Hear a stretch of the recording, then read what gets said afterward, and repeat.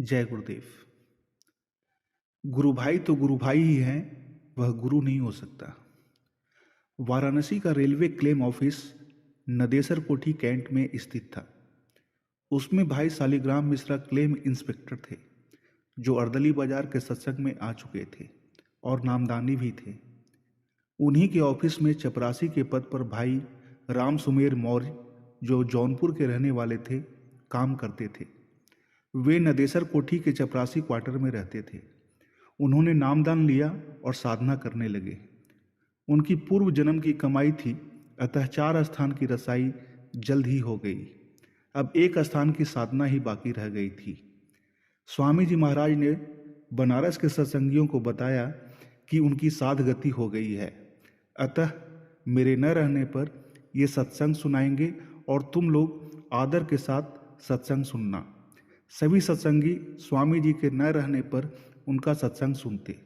धीरे धीरे भाई सुमेर जी सूक्ष्म माया की चपेट में आ गए। वे अपने आप को गुरु के बराबर बताने लगे।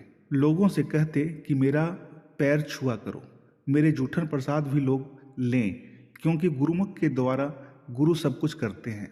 भोले भाले सत्संगी जो उस समय तक थे, उनकी बातों को सच मानकर जूठन प्रसाद भी लेते और पैर भी छूते।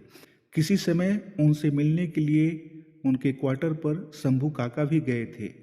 शंभू काका ने सुमेर जी को दूर से ही प्रणाम किया तो उन्हें ठीक नहीं लगा। कुछ देर बातचीत होने के बाद वे अपना जूठन प्रसाद देने लगे कि गुरुमुख से गुरु खाते हैं, सब काम करते हैं, आपने पैर भी नहीं छुआ और प्रसाद को लेने से इनकार किया, यह ठीक नहीं है। शंभू काका ने कहा कि भाई सुमेर जी, आप मेरे गुरु भाई हैं, गुरु नहीं। आप पूर्ण गति को पहुंच जाएं, मुबारक हो, लेकिन आप गुरु भाई ही रहेंगे, गुरु नहीं।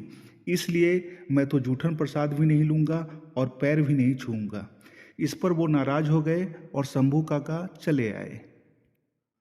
समय बीता।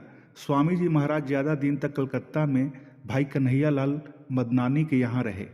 तब तक सुमेर जी बनारस में नानक जी के बैठके में सत्संग सुनाते रहे और कहने लगे कि साध की शादी होने वाली है, ऊपर मढ़वा आ गया है। अब उनका सत्संग क्या रह गया, बस इन्हीं सब चीज़ों पर सीमित रह गया।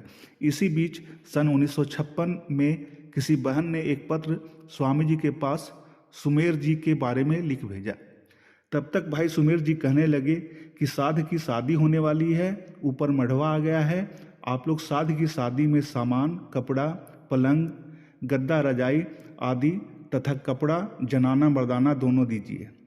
भोले सत्संगी क्या समझ पाते, वे ला लाकर अपने सामर्थ्य अनुसार चीज़ें देने लगे। भाई सुमेर जी ने भाई शालिग्राम मिश्रा के द्वारा आजमगढ़ सूचना दिलवाया कि वहाँ के लोग भी साध को कपड़ा दें, नहीं तो ऊपर में एक स्थान ऐसा पड़ता है जहाँ जाते समय निहंग मतलब नंगा जाना पड़ेगा।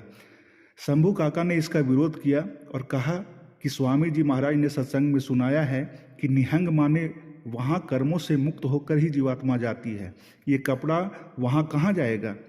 स्वामी जी महाराज कलकत्ते से वाराणसी आए और चौका घाट भाई विश्वनाथ लाल के यहाँ ठहरे। स्वामी जी ने उनसे आते ही पूछा, क्या हालचाल है, संगत तो ठीक है। उन्होंने बताया कि महाराज सब ठीक है, साध की शादी होने वाली है, 2 मील के ऊपर मढ़वा आ गया है, सबसे कपड़ा सामान आदि मांग रहे हैं। स्वामी जी महाराज ने कहा, यह सब क्या कह रहे हो, तुम लोगों को सत्संग सुनने को कहा था कि यह सब करने के लिए कहा था। स्वामी जी ने राम सुमेर जी को चौका घाट बुलाया। वे आए और स्वामी जी के सामने बैठ गए और कहने लगे कि मढ़वा आ गया है, साध की शादी होने वाली है। स्वामी जी ने जोर से कहा, वाह। इतना सुनते ही राम सुमेर जी पीछे की ओर धड़ाम से गिर पड़े और जैसे उन्हें होश आ गया हो, हाथ जोड़कर स्वामी जी से माफ़ी मांगने लगे। स्वामी जी महाराज ने कहा कि 2 जन्म तो बर्बाद किया ही था, यह जन्म भी बर्बाद कर लिया। किसने यह सब तुमसे कहा। वे कहने लगे, अंदर में आप ही तो सब कह रहे थे। स्वामी जी महाराज ने कहा, सूक्ष्म माया की चपेट में आ गए, काल ने धोखा दे दिया। काल गुरु का सब रूप बना लेता है, पर आँख वैसी नहीं बना पाता। अंतर में आँख से ही सच्चे गुरु की पहचान होती है। अब गलती तो हो चुकी थी। स्वामी जी महाराज ने सब सत्संगियों को बुलाकर डांटा, कहा, तुम्हें सत्संग सुनने को कहा गया था कि सामानों को देने के लिए। सब लोग जिसका जो सामान है वह उठा ले जाओ। जब लोग अपना अपना सामान ले जाने लगे तो सुमेर भाई किसी किसी सामान को पकड़ना चाहें तो स्वामी जी जोर से बोलते तो उसे छोड़ देते। कुछ समय बाद उनका शरीर छूट गया। जय गुरुदेव। प्रेमियों, जय गुरुदेव। इस घटना का उल्लेख शंभू काका ने लिखित रूप में भी किया है, जिसको आप लोगों में से बहुत प्रेमियों ने बहुतों बार पढ़ा भी होगा। आज की वर्तमान स्थिति पर हमें आज शंभू काका द्वारा लिखी गई उक्त घटना पर गहनता से विचार करने की जरूरत है। गुरु भाई तो गुरु भाई ही हैं, वह गुरु नहीं हो सकता।